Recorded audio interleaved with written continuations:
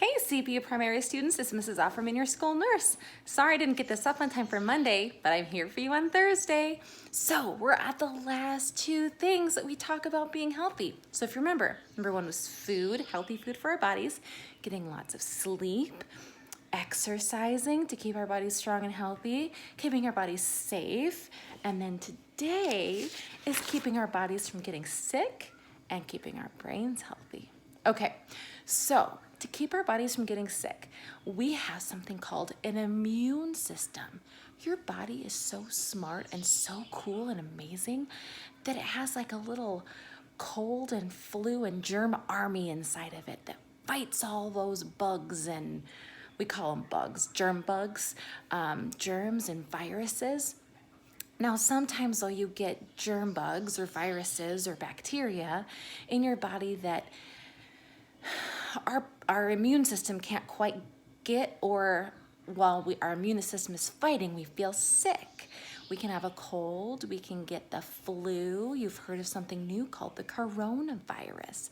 That's a virus like the flu virus that's kind of so big and intense that our immune system has a hard time and needs some help from like the doctors giving you antibiotics or other medicine and treatments to help kick that bug out. Well, our goal isn't to get sick and then get better. Our goal is to not get sick, right? So there's some things we can do to help prevent to getting sick. You've probably heard a lot of these recently with all of this coronavirus or COVID-19 discussion. You might see when your parents go out to the grocery store, them wearing a mask. That's something new that we didn't used to do, but that is a great way to keep other people healthy and to keep yourself healthy. Because when we breathe and talk, sometimes there's stuff that's wet in your mouth called saliva, and sometimes those viruses are in, and when we talk, little tiny drops of our saliva that is so small you can't even see go out into the air, and that virus is in there. And then if someone else breathes in that little tiny drop you can't see, it goes in their body and they've caught it. Or if that little tiny drop that you can't see lands on a doorknob and then you touch the doorknob and you just touched the doorknob and got the virus on your hands, and then touched your nose and it climbed in your body. That's how we catch bugs and flus and viruses and bacteria.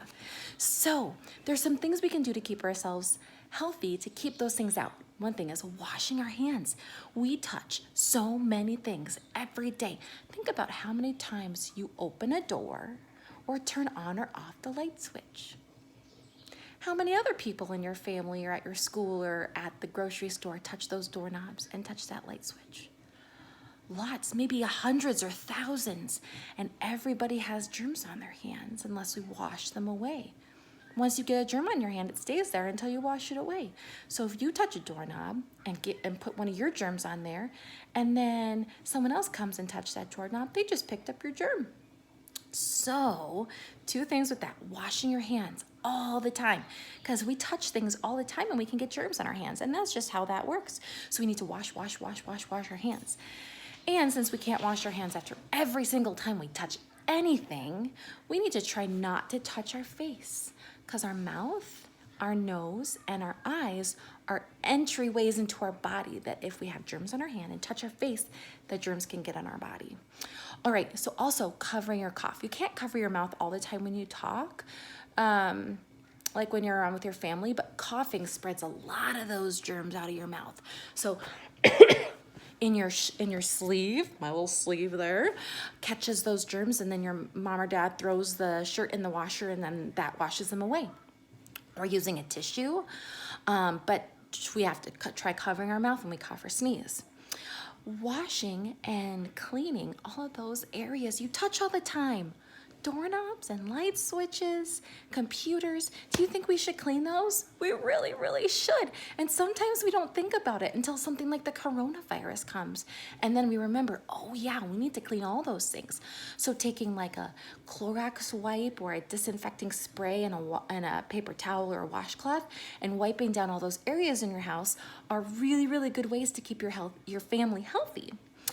Do you know your immune system Just like your body has all these ways to stay healthy, all those things we talked about, getting lots of sleep, eating healthy foods, exercising, drinking lots of water, those things keep your immune system working well to fight the germs that might come in your body. All right, now we're moving on to number 6, our last thing, keeping our brain healthy. Okay, our brain is up here in our head, and it's so important. Your brain controls your emotions. It controls your hormones, which help your organs work, and it controls how you feel things, your nerves, that when you touch something soft, you know it's soft. Or if you touch something cold, you know it's cold. That all happens in your brains, not your fingers. Your fingers don't know if something's cold, but your nerves go all the way through your body up to your brain. And so when you touch something, your brain tells you, that's hot, that's cold, that's soft. Isn't that cool? So we need to keep our brains healthy.